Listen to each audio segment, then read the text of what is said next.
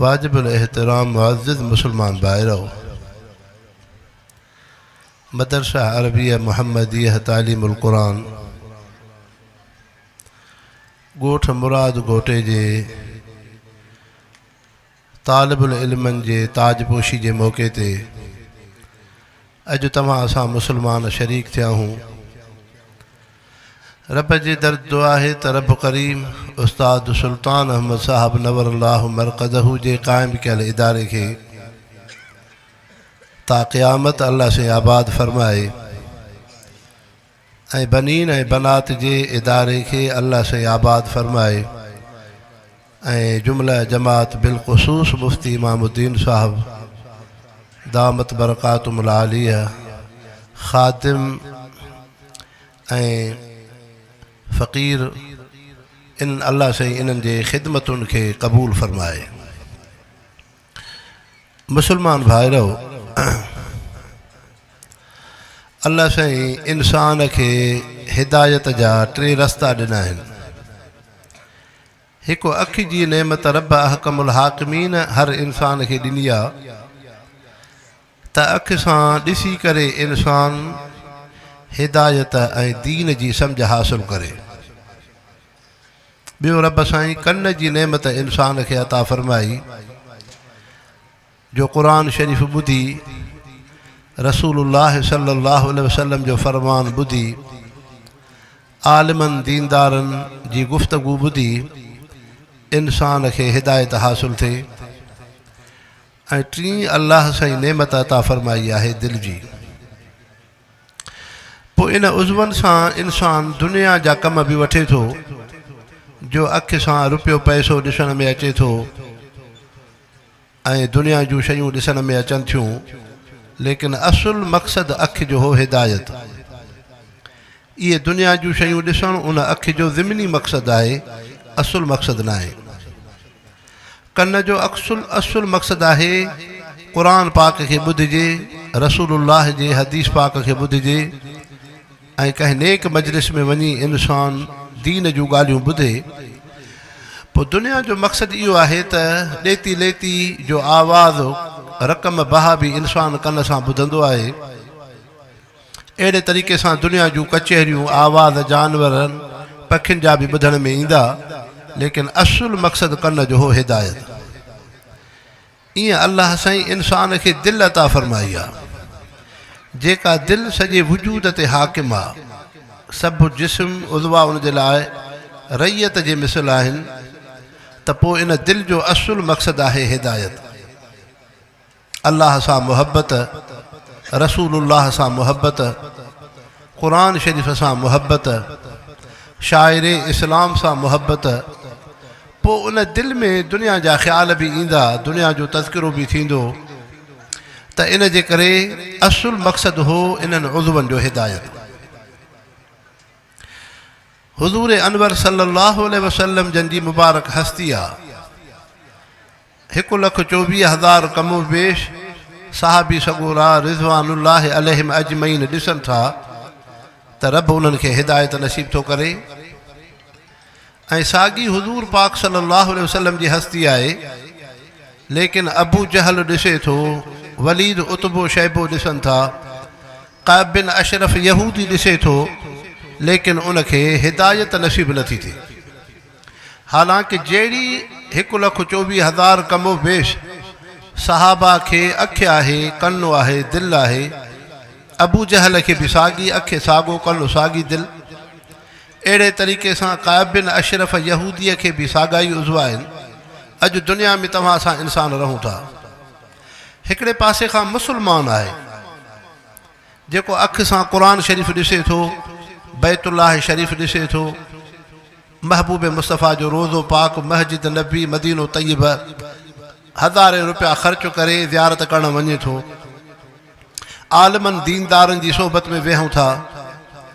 ईअं ई अॼु जो काफ़िर ग़ैर मुस्लिम आहे, अल्लाह से उनखे बि अखि ॾिनी आहे, उनखे बि कनु ॾिनो आहे, उनखे बि दिलि आहे। लेकिन मुसलमानो छा वजह आहे जो हेॾे हिदायत है, होॾे कुफ़ुर आहे, हेॾे दीन जी रोशनाई आहे, होॾे कुफ़र जी गंदगी ऐं गिलाज़त आहे। त असुल इन में फ़र्क़ु आहे अक़ीदत ऐं मुहबत। जंहिं अख में अक़ीदत मुहबत हूंदी, जंहिं कन में अक़ीदत मुहबत हूंदी, जंहिं दिलि में अक़ीदत मुहबत हूंदी त उते हिदायत दीन जो असरु थींदो। बाक़ी जंहिं अख ऐं कन ऐं दिलि में अक़ीदत मुहबत नाहे, अल्लाह ऐं रसूल जी इज़त एहतराम नाहे, त उनखे हिदायत नसीब न थींदो। हिते अल्लाह से इन शइ खे बयानु कयो त अबू जहल जो कुफ़ुर, काब बिन अशरफ जो कुफ़ुर अहिड़ी नौयत जो आहे जो ॼण ख़तम अल्लाहु अला क़ुलूबिहिम, रब जी तरफ़ां इन्हनि खे मोहर लॻी चुकी, जो हिननि खे हिदायत जा उज़वा त आहिनि, लेकिन हिननि जे दिलि में अल्लाह ऐं रसूल जी मुहबत नाहे, अहमियत नाहे, अज़मत नाहे। त इंसानो इनखे ईअं मिसाल सां सम्झो जीअं आसमान खां मींहं जो फुड़ो पवंदो आहे। पोइ मींहं जो फुड़ो पहिरियों जबल ते पवे थो, पथर ते पवे थो, हेठां ई ज़मीन ते बाद में अचे थो, पोइ थो अचे। लेकिन छा वजह आहे जो उन जबल ते सावक नाहे, न गन्नो पियो थिए, न कमंद पियो थिए, न अंब, न कणक, न सावक, न भाॼियूं, लेकिन हेठी ज़मीन ते फुट फुट उन जो क़दुरु क़ीमत वारो आहे, जो कॾहिं चांवर ॾिसण में आयो, कॾहिं कणक ॾिसण में आई, कॾहिं उन ते खजीअ जो बाग़, कॾहिं अंब जो वणु ॾिसण में आयो। त मक़सदु हीउ थी पियो त ज़मीन जबल पथर खां हुई त हेठि पाणीअ जो क़तरो त पोइ आयो, लेकिन इनखे पाणीअ जे क़बूल करण जी अक़ीदत मुहबत हुई। ऐं हो पथर अहिड़ो सख़्तु आहे जंहिंमें अक़ीदत मुहबत नाहे। तंहिंजे करे मुस्लमानो, मके जे काफ़रनि जिन खे हिदायत नसीब न थी, उन्हनि मोहम्मद बिन अब्दुल्लाह खे ॾिठो, लेकिन हज़रत अबू बकर सिद्दीक़ रज़ी अल्लाह अन्हु खां वठी 1,24,000 कमो बेश सहाबा इकराम जी उहा मुक़द्दस जमात आहे जंहिं मुहम्मदुर रसूलुल्लाह जे निस्बत सां ॾिठो त अल्लाह जा रसूल आहिनि। इन जे करे हज़रत अबू बकर सिद्दीक़ रज़ी अल्लाह अन्हु हज़रत अली उल मुर्तज़ा रज़ी अल्लाह अन्हु था जेकॾहिं सहुलो अल्लाह सां दुनिया में लही अची ऐं असांखे चवे त ऐं अबू बकर सिद्दीक़, मां तुंहिंजो रब आहियां, मूंखे ॾिस। हज़रत अली रज़ी अल्लाह अन्हु था फरमाइनि, अल्लाह सां दुनिया में लही चवे त ऐं अली पंहिंजे दुनिया जे अखियुनि सां मूंखे ॾिस। साहबी सगुरा फरमाइनि था, तोड़े असां जूं अखियूं अल्लाह खे ॾिसनि, लेकिन उन ॾिसण सां असांजी दिलि में उहो ईमान मज़बूत न थींदो जेको हुज़ूर अनवर सल्लल्लाहु अलैहि वसल्लम जी सोहबत में अण ॾिठे अल्लाह ते असांजी दिलि में ईमान मज़बूत थियो आहे। अल्लाह जे नबीअ जी सोहबत में इहा आहे अक़ीदत मुहबत। तंहिंजे करे इंसानो, क़ुरान पाक जी नेमत है। अल्लाह से फरमायो, युज़िल्लु बिही कसीरन व यहदी बिही कसीरा। इन क़ुरान शरीफ़ के घणा इंसान ॾिसी हिदायत याफ़्ता थींदा, घणा इंसान ॾिसी गुमराह थींदा। छा मक़सदु थियो त ओ यो यहूदी, इहो मिर्ज़ाई कादियानी, जंहिंजे अंदर में कुफ़्र भरियल आहे, नफ़रत है दीन खां, इस्लाम खां, रसूलुल्लाह खां, तोणी उन जे साम्हूं क़ुरान शरीफ़ आयो, तोणी बैतुल्लाह शरीफ़ जहिड़ी हस्ती आहे, तोणे के रोज़े पाक मदीनो तय्यबा आहे। को आलिम दीन ॾिसंदो अहिड़ो काफ़िर, उनखे हिदायत नसीब न थींदी जो दिलि में अक़ीदत मुहबत न अथसि। लेकिन हेॾा मुस्लमान कहिड़ो बि गुनहगार हूंदो, लेकिन जॾहिं क़ुरान शरीफ़ खे ॾिसंदो त अक़ीदत मुहबत में चुमंदो, चवंदो मां दौर कयां, मां क़ुरान शरीफ़ जी ज़ियारत कयां, मां क़ुरान पाक जी तिलावत ॿुधां। इहा आहे अक़ीदत मुहबत। त मालूम थियो जंहिं क़ल्ब में, दिलि में अक़ीदत मुहबत हूंदी, उते दीन जो रंग चढ़ंदो। जंहिं दिलि में अक़ीदत मुहबत न हूंदी, उते हिदायत ऐं दीन ऐं क़ुरान जो असरु न थींदो।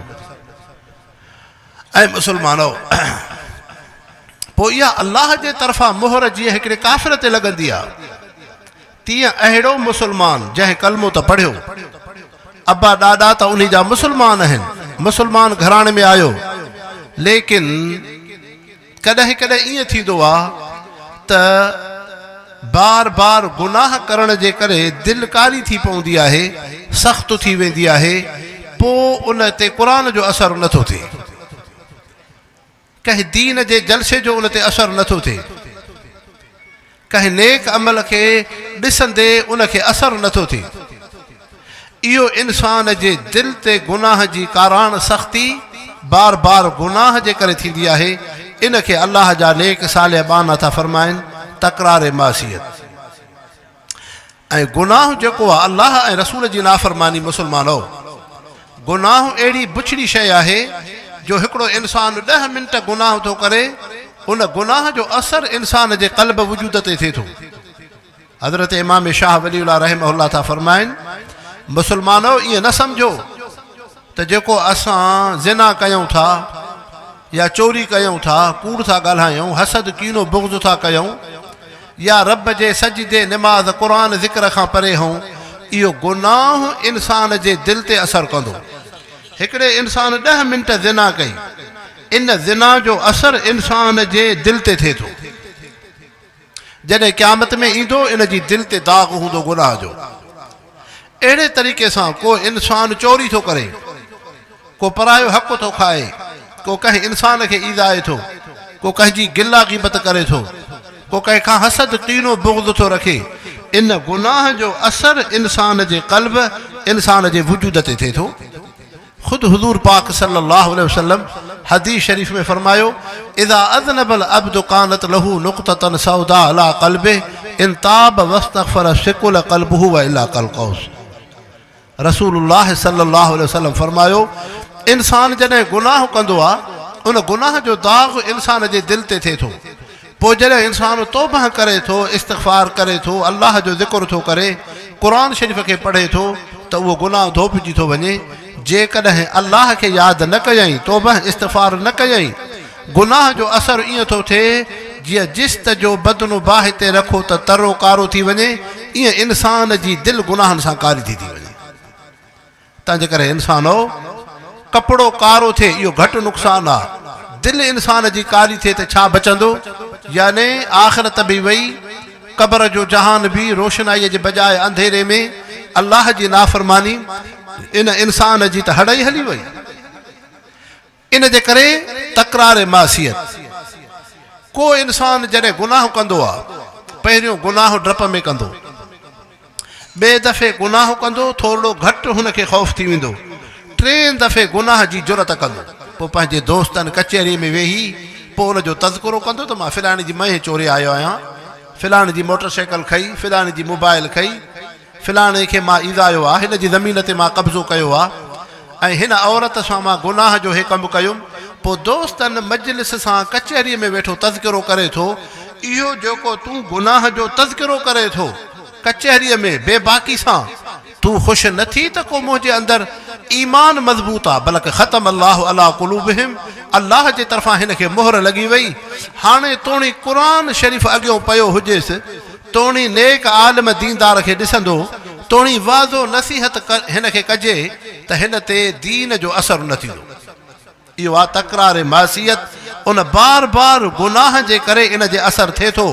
तंहिंजे करे मुस्लमानो, जीअं हिकिड़ी दिलि ते मोहर, काफ़िर जे दिलि ते मोहर लॻे थी, ओड़ो मुस्लमान जेको रस्मी मुस्लमान बणियो, लेकिन हुन जे दिलि में गुनाह खां नफ़रत कोन्हे, अल्लाह रसूल जी अहमियत नाहे, इन जो मिसाल बि उन वांगुरु आहे। ऐं ख़ुदि हुज़ूर अनवर सल्लल्लाहु अलैहि वसल्लम फरमायो त गुनाह मोमिन खां बि थींदो, मुनाफ़िक़ खां बि थींदो आहे, लेकिन मोमिन मुस्लमान खे गुनाह गौरो ईअं लॻंदो आहे जबल जी छिप वांगुरु, ऐं मुनाफ़िक़ खे गुनाह ईअं हलकड़ो लॻंदो आहे जीअं नक ते मख वेहे बि बराबरि त उॾरे बि बराबरि। हाणे अल्लाह से तव्हां असांखे अक़ुल ॾिनो आहे, मुस्लमान हूं, असां पंहिंजी ज़िंदगी खे शरीयत सां भेटियूं। माण्हू राति जो बिस्तरे ते सुम्हे, पोइ ॾिसे मुंहिंजी अखि खां चङाई थी या बुराई थी, मुंहिंजे कननि में को क़ुरान जो आवाज़ आयो नसीहत जो, मां या गिला ग़ीबत या ॿियो कुझु को बुछड़ो आवाज़ ॿुधुसि, मुंहिंजे दिलि में दुनिया जा ख़्याल आया या अल्लाह रसूल जी मुहबत मुंहिंजे दिलि में हुई, पंहिंजे वजूद उज़बन ते नज़र करे त हाणे जेकॾहिं गुनाह इंसान खे जबल जी छिप वांगुरु गौरो लॻे थो, अल्लाह जे नबीअ फरमायो या ईमान जी अलामत आहे, पर जेकॾहिं गुनाह हलकड़ो लॻेसि, सम्झो त हे मुनाफ़िक़ आहे, मुनाफ़िक़ आहे। ऐं इनल मुनाफ़िकीन फ़ी दरकिल अस्फल मिनन नार।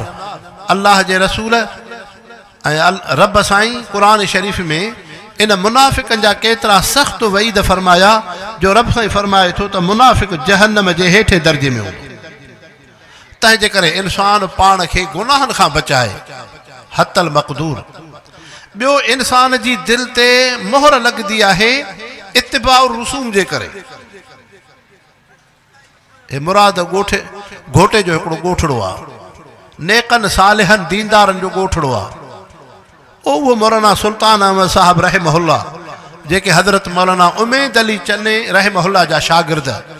ऐं मौलाना उमैद अली साहब केॾो वॾो आलिम हो, उन जे इल्म जो कमाल तमामु मथे हो। हज़रत साईं ख़लीफ़ा अहमदीन जरार शरीफ़ वारनि जो बि उस्ताद हो मौलाना उमैद अली साहब। अजीब हिकिड़ो आलिम दीन हो। ऐं एतिरे क़दुरु जो हज़रत अमरोटी साईं रहमतुल्लाह अलैह क़ासिमुल उलूम जे मदरसे में आया। हज़रत साईं मौलाना उमैद अली साहब उते पढ़ाईंदा हुआ। पोइ अब्दुल रसूल किताब जो मुतालो पिया करनि। हज़रत अमरोटी साईं आया दरवाज़े ते, अंदरि न आया, सलाम न चयूं, ॿाहिरि जमा सां वेठा। पोइ मौलाना उमैद अली खे हिकिड़े तालिब ॿुधायो हज़रत अमरोटी साईं आया आहिनि। हज़रत अमरोटी साईं रहमहुल्लाह फरमायो, मौलाना उमैद अली साहब जॾहिं तूं किताब जो मुतालो पियो करे, तुंहिंजे मथां अल्लाह जे नूर जी रहमत पई पए, रब जी नूर जी रहमत पई पए। पोइ मां चयुमि त हिन बहाने ते रब जे नूर जी रहमत थिए थी, रुखनो न पए। इहो मौलाना उमैद अली हो। ऐं हज़रत उमैद अली साहब हिकु दफ़ो हज़रत अमरोटी जन फरमायूं त पुट ज़िक्र बि कंदा कयो, किताब त पढ़ायो था पर ज़िक्र बि कयो। पोइ साईं उमैद अली साहब साईं अमरोटी सां बेतकल्फ़ हुया। ख़िदमत में अर्ज़ु कयो त साईं इहे तस्बीहूं खणण असां खां न थींदियूं, अथी महिरबानी करणी त ईअं कर। पोइ हज़रत अमरोटी साईं जन उनजे पेशानी ते चुमी ॾिनी, मौलाना उमैद अली साहब रहमहुल्लाह जी पेशानी ते। ऐं अल्लाह वारे जे उन पेशानीअ सां चुमी जे करे एॾी रब जी महिरबानी थी जो हज़रत मौलाना उमैद अली साहब जॾहिं निंड में सुम्हनि त उनजे लताइफ़ मां ज़िक्र हलंदो, जे कचहरी में वेहनि त उनजो क़ल्बी ज़िक्र हलंदो। इहो हो मौलाना उमैद अली जेके हज़रत ख़लीफ़ा अहमदीन साहब रहमहुल्लाह जरार शरीफ़ वारे जा उस्ताद, ऐं जेके मौलाना सुल्तान अहमद साहब रहमतुल्लाह अलैह जा बि उस्ताद आहिनि। अहिड़ो आलिम दीन जो फ़ैल अवां जे हिन ॻोठड़े में आहे। त अर्ज़ु पिया कयूं मुस्लमानो त कॾहिं कॾहिं इंसान ते गुनाह जो असरु थींदो आहे इत्तिबाउ रसूम जे करे। छा मक़सदु? थोरो तवजो सां वेझो। इंसान जी अखि जेका शइ ॾिसंदी आहे उन जो असरु इंसान जे वजूद ते थींदो आहे। जेका शइ इंसान ॾिसंदो उन जो असरु इंसान जे वजूद ते थींदो आहे, दिलि में उन जी अहमियत वेंदी आहे। पोइ चाहे ॾिसण वारी शइ भली हुजे या ॾिसण वारी शइ गंदी ऐं बुरी हुजे। जेकॾहिं हिकिड़ो मुस्लमान क़ुरान पाक खे ॾिसंदो, बार बार मस्जिद शरीफ़ खे ॾिसंदो, बैतुल्लाह शरीफ़ खे ॾिसंदो, आलिम नेक सालिह खे ॾिसंदो, त हिन जे दिलि ते, हिन जे वजूद ते मुहम्मद मुस्तफ़ा जे सुन्नत सीरत जो असरु थींदो। पर जेकॾहिं इहो मुस्लमान आहे, हिन ॾिठी अहिड़ी शइ जेका गुनाह ऐं बुराईअ जी, बार बार गुनाह ऐं बुराईअ जी शइ खे ॾिसण सां असरु थींदो आहे, उनजो असरु इंसान जे दिलि ते, इंसान जे वजूद ते ईंदो आहे। मसलन मुराद घोटे जो नौजवान हिकिड़ो मुस्लमान आहे। इन जॾहिं ॾिठो कंहिं शादीअ में वियो, सभु मुस्लमान ॾिसण में आयसि, लेकिन हिन ॾिठो त घणा मुस्लमान अहिड़ा आहिनि जंहिंजे चहिरे ते हुज़ूर पाक सल्लल्लाहु अलैहि वसल्लम जी सुन्नत सुहारी न आहे। हाणे इहो ई नौजवान वरी कंहिं जनाज़े में वियो, ॾिठई त जनाज़े में सवे इंसान आहिनि, मथे उघाड़ा बीठा आहिनि, चेहरनि ते महबूब मुस्तफ़ा जी सुन्नत न आहे। वरी इहो ई नौजवान आयो घोटकी जी बाज़ार में पंहिंजे कम सां सांघे सां सौदो वठण। उते जे नज़र कयईं त मुस्लमान बाज़ार में जेके घुमनि पिया, दुकाननि ते वेठा हा, ख़रीद फ़रोख्त पिया करनि, उन्हनि जे चेहरे ते हुज़ूर पाक सल्लल्लाहु अलैहि वसल्लम जी सुन्नत न हुई।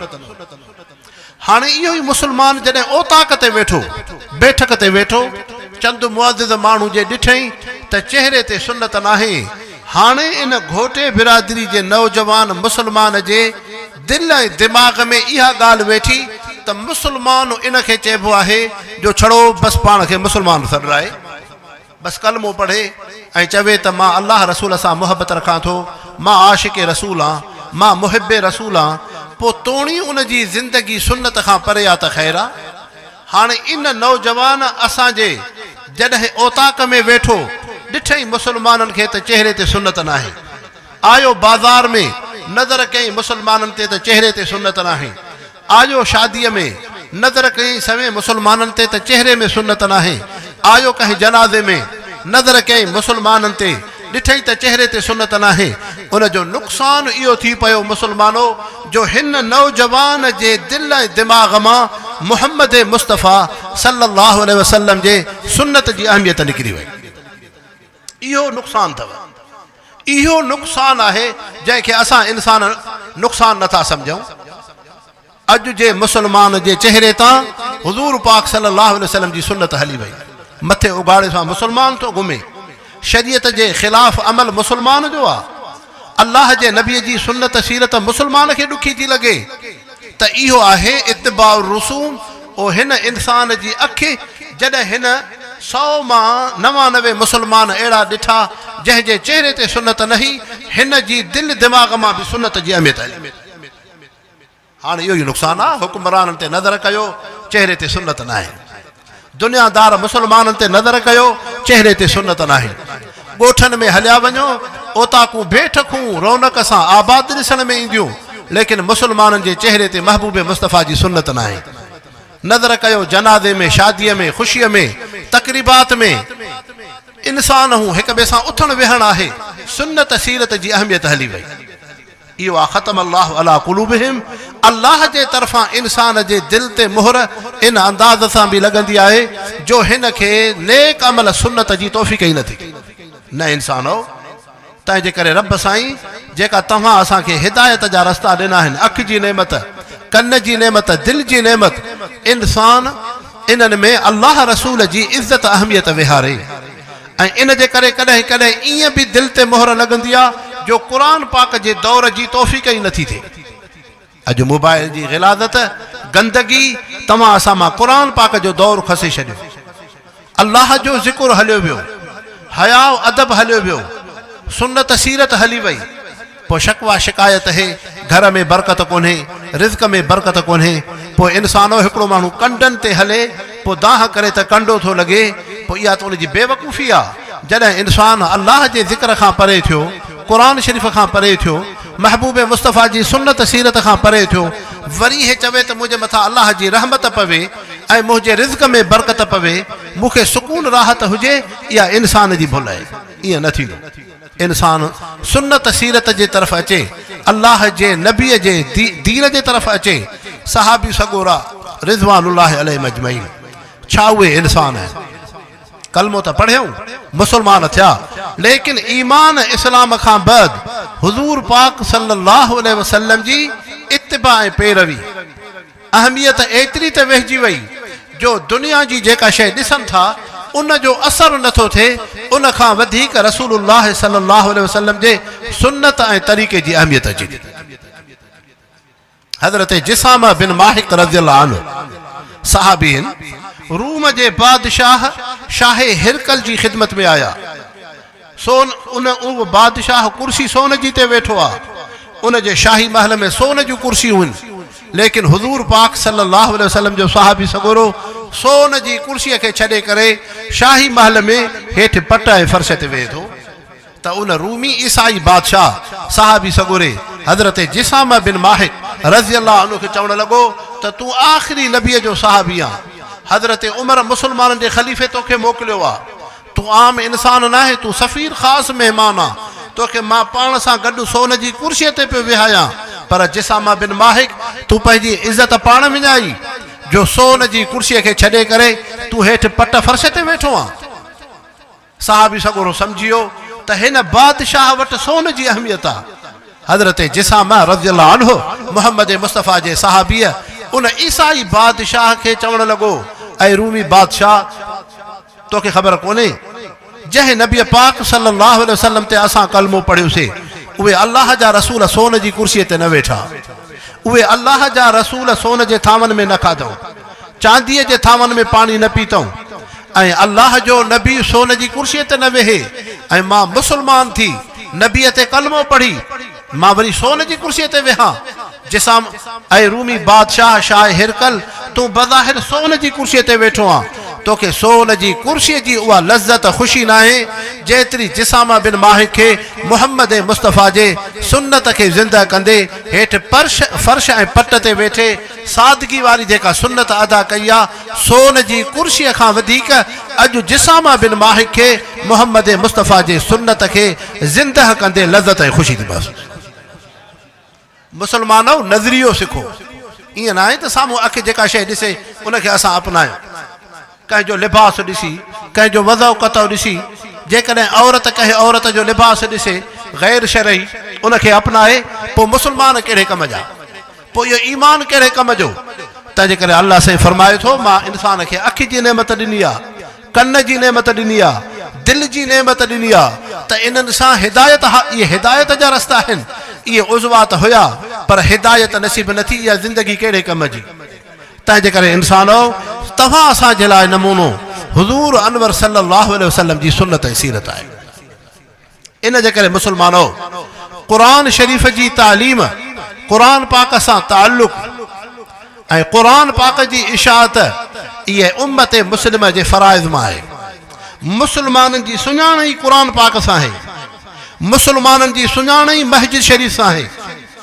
हुज़ूर पाक सल्लल्लाहु अलैहि वसल्लम जन क़ुरान शरीफ़ जी तालीम आम था करनि हर सहाबीअ सगोरे क़ुरान शरीफ़ जी ख़िदमत कई ख़ुलफ़ाए अरबा मां हज़रत अबू बकर सिद्दीक़ रज़ियल्लाहु अन्हु ख़लीफ़ा था बणनि उन जी ख़िलाफ़त में क़ुरान पाक गॾु थो थिए मुसहफ़ जी शक्ल में अचे थो हज़रत उमर रज़ियल्लाहु अन्हु मफ़्तूह इलाक़नि में मस्जिदनि जो बुनियाद था रखनि ऐं क़ुरान शरीफ़ जी तालीम आम था करनि उन दौर में उस्तादनि ऐं क़ारिन जूं तनख़्वाहूं बैतुल माल खां अचनि थियूं हज़रत उस्मान रज़ियल्लाहु अन्हु हिकिड़े क़ुरान शरीफ़ खां 7 क़ुरान पाक छपराए ऐं मुस्लिम रियासतुनि में मोकिलनि था हज़रत अली रज़ियल्लाहु अन्हु क़ुरान शरीफ़ जी ख़िदमत था करनि ऐं एतिरे क़दुरु हलंदो जो अॻिते हली तव्हांखे बनु उमैया मज़ा अब्दुल मलिक बिन मरवान इहो जॾहिं ख़लीफ़ो थिए थो जंहिं मस्जिद नबी जी तोसीअ कई मस्जिद नबी इन जी ख़िलाफ़त में तंगी ही सोड़ी हुई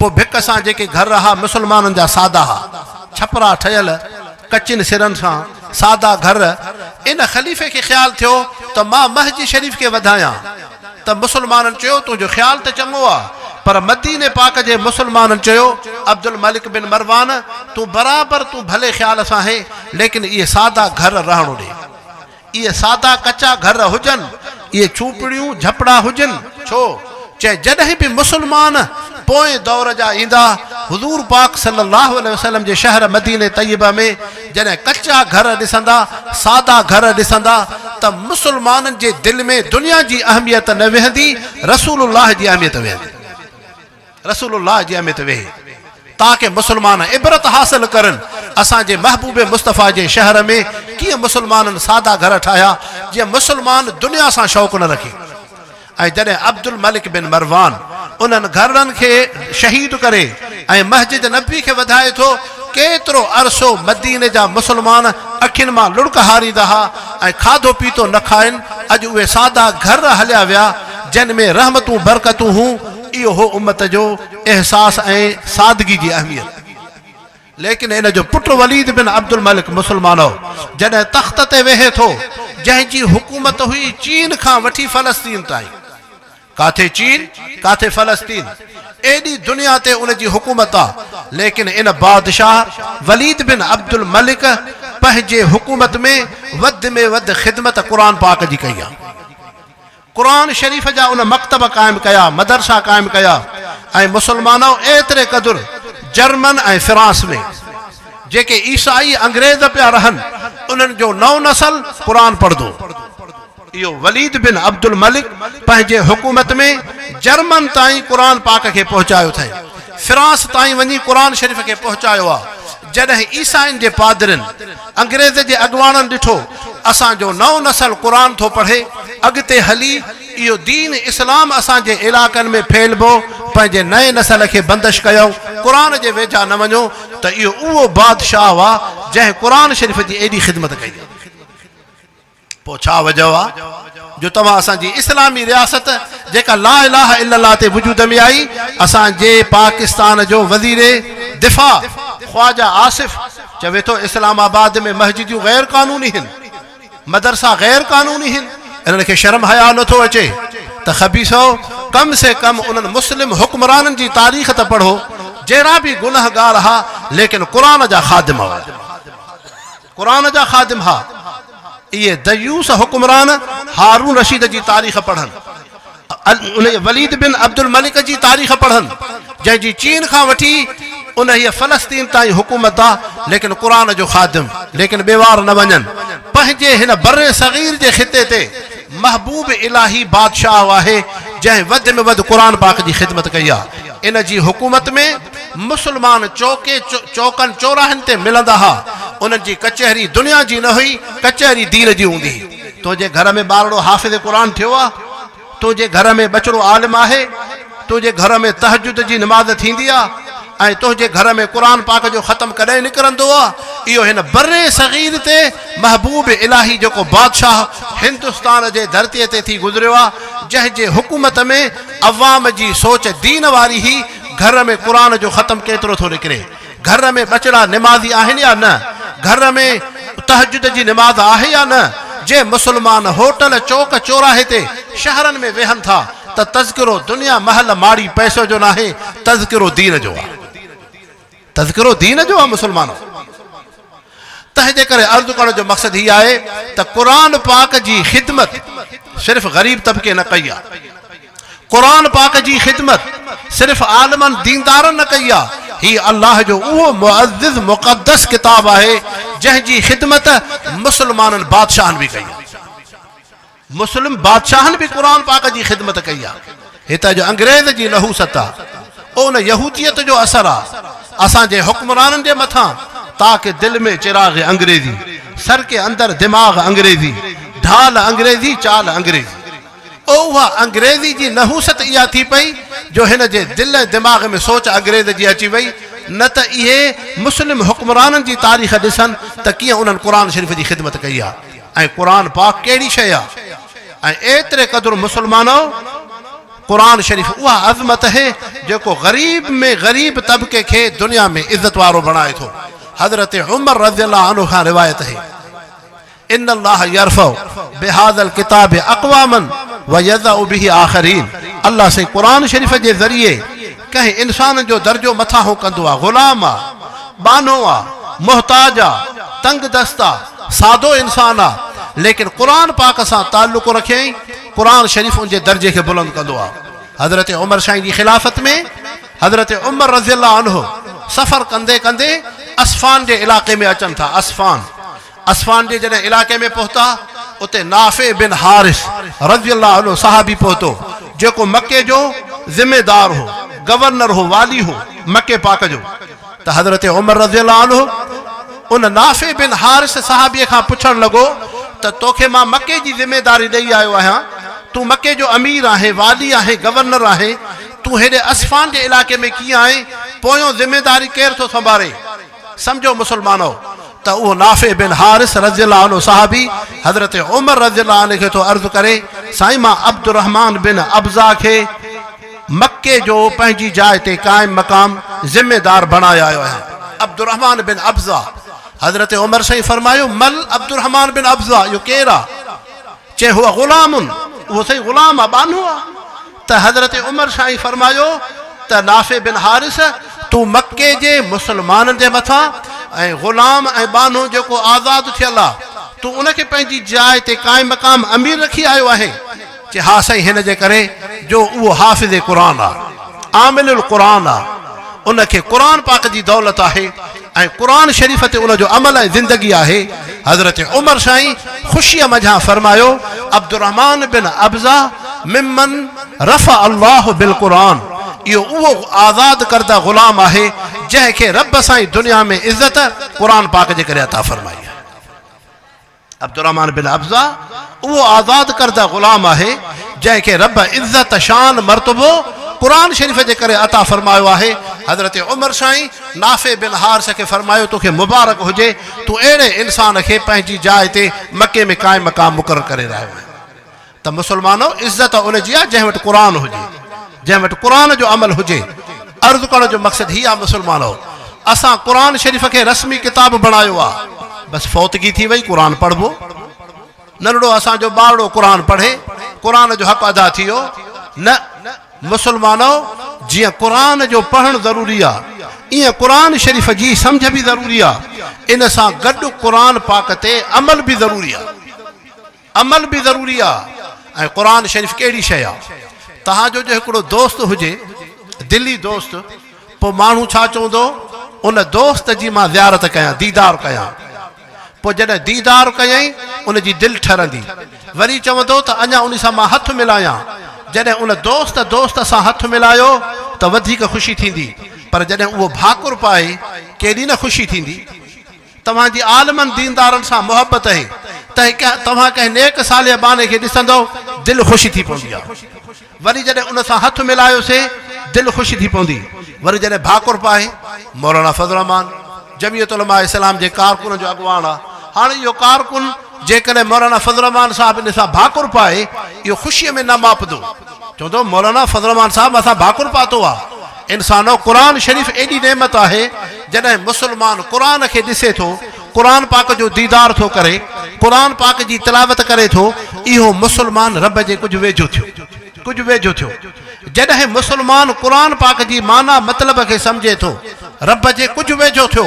जॾहिं मुसलमान जो अमल क़ुर पाक ते आहे इहो मुसलमान अल्लाह जे भाकुर में आहे, अल्लाह जे भाकुर में आहे। पोइ जेकॾहिं तव्हां असां चाहियूं था असां अल्लाह जे भाकुर में अचूं त पोइ मुसलमानो पंहिंजी ज़िंदगी क़ुर शरीफ़ जे मुआफ़िक़ बणायो। जंहिं नेकीअ भलाई जो अल्लाह से हुकुम कयो आहे पंहिंजे वजूद ते नाफ़िज़ कयूं, जंहिं गुनाह बुराईअ खां अल्लाह से मनो कयो आहे इंसान उन खां बाज़ अची वञे। तंहिंजे करे ख़िदमत में जेका आयत मुक़द्दस क़ुर शरीफ़ जी तिलावत कई आहे इन जी रोशनी में उलमा इकराम फरमायो आहे उहो मुसलमान जेको मुसलमान थी निमाज़ जे वेझो नाहे ॼण अल्लाह जे तरफ़ां मोहर लॻी हुअसि। उहो मुसलमान जेको मुसलमान थी रोज़ानो क़ुर जो दौर नथो करे ॼण अल्लाह जे तरफ़ां दिलि ते मोहर अथसि। उहो मुसलमान जेको मुसलमान थी उनखे मौत क़ब्र आख़िरत यादि नाहे ॼण अल्लाह जे तरफ़ां हिनखे मोहर लॻी वई। उहो मुसलमान जेको मुसलमान थी नेक दीननि जी दीनदारनि जी मजलिस खां परे थो वञे ॼण अल्लाह जे तरफ़ां हिनखे मोहर लॻी वई। तंहिंजे करे अल्लाह साईं तव्हां असांखे दीन जी सम्झ अता फरमाए। रब करीम हिन इदारे खे आबाद फरमाए। मूंखे मौलाना मुफ्ती इमामुद्दीन साहब ॿुधायो अल्हम्दुलिल्लाह हिते नियाणियूं बि आलिम थियूं आहिनि, नियाणियूं ऐं जंहिंजे ख़िमार पोशी जी तक़रीब बाद में रखी वई आहे। अवां जे लाइ वॾी सआदत आहे जो ॻोठड़े में नियाणियूं क़ुर शरीफ़ पढ़नि। हारून रशीद जे घर में क़ुर आहे। हज़रत सईद बिन मुसय्यब जी नियाणी आहे बीबी दुर्रा, ऐं उनखे ख़्यालु थियो हारून रशीद खे मां पंहिंजे पुट मामून जे लाइ रिश्तो वठां त उन वक़्त में सईद बिन मुसय्यब पंहिंजी नियाणी हिकिड़ी आलिम दीन खे ॾिए थो, नेक साले इंसान खे। लेकिन उन वक़्त में पंहिंजी नियाणी दुनियादार खे नथो ॾे त मुंहिंजे नियाणीअ खे इल्म जी दौलत आहे। इमाम मालिक रहमतुल्लाह अलैह जंहिंजी मुअत्ता इमाम मालिक आहे, जॾहिं तालिबुल इल्मनि खे हदीस जो सबक़ पढ़ाईंदो हो पर्दे जे पोयां उनजी नियाणी उहा इमाम मुअत्ता मालिक खे ॿुधंदी हुई। इहा मुअत्ता इमाम मालिक सॼो हदीस जो किताब इज़रत इमाम मालिक जे नियाणीअ खे यादि हो, उनजी नियाणीअ खे हदीस पाक जो यादि इहो किताब यादि हो। अहिड़ो इल्म जो शग़फ़ ऐं शौक़ु हो। अल्हम्दुलिल्लाह अव्हांखे मुबारक हुजनि जो अव्हां जे ॻोठड़े में नियाणियुनि जी तालीम क़ुर हदीस इल्म जी तालीम आहे। अल्लाह से तव्हां असांखे इन इल्म ऐं दीन सां हमेशह आबाद फरमाए। रब करीम हिन इदारे खे ता क़यामत आबाद फरमाए। अल्लाह से दीन जी सम्झ अता फरमाए। वमा अलैना इल्लल बलागुल मुबीन।